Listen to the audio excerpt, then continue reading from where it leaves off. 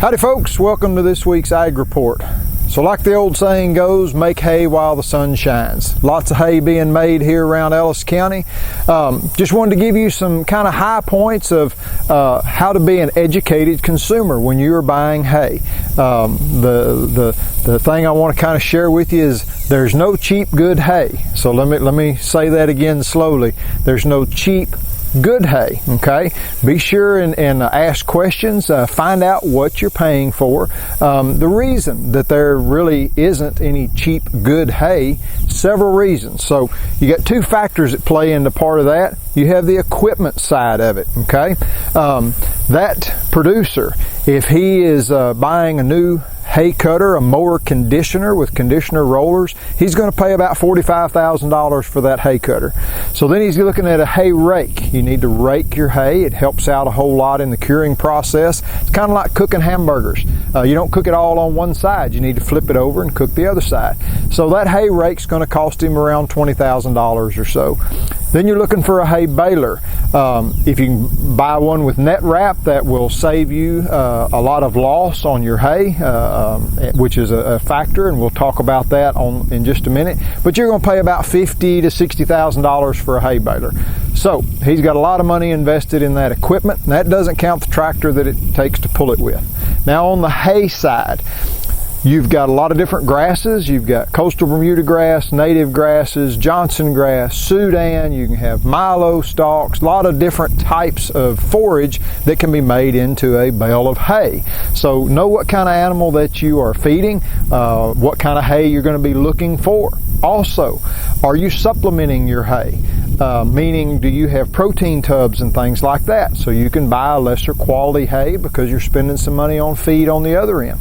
Do you not do that? Do you need to buy some higher quality hay to offset that you're not supplementing your feeding? So look into that. Ask if there's been a report, a probe on the hay that will tell you your TDN, your protein, your moisture content, all of those kind of factors. So again, you know what you are buying. Also, we talked about on the machine, the net wrap. Is it wrapped in string or is it wrapped in net wrap? If it's net wrap, you're going to have less loss on there because that's going to hold that hay a little tighter. It's going to shed the water off a little better. Nothing wrong with string, but just know what you're buying there. You can buy a good string bale that has the string real close together, and that will still shed the water off.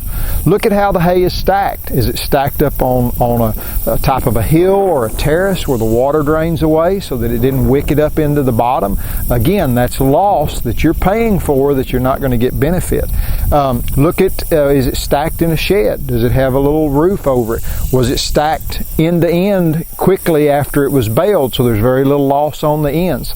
Those are things that you want to look at. Also, look at the size of the bales. You have 4-foot wide bales, 5-foot wide bales. Then you have the height of the bale. Most of them will be about 5 foot, some of them will be 6 foot.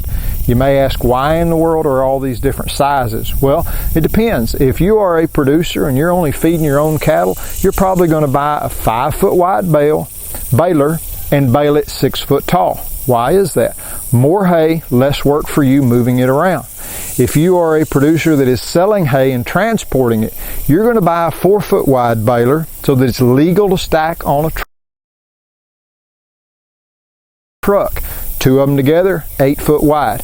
You put 2 5-foot together, you're illegal. You've got to have a permit or a special waiver in times of drought.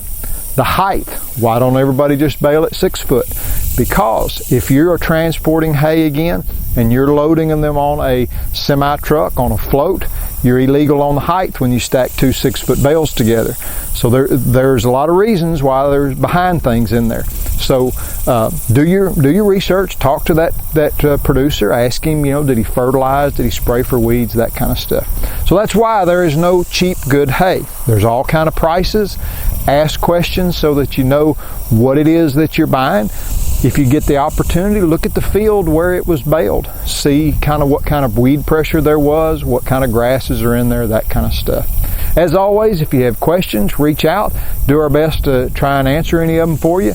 But trying to always be an educated consumer. Ask questions from a full-time producer if you get a chance. Do some research and communicate. That's the key.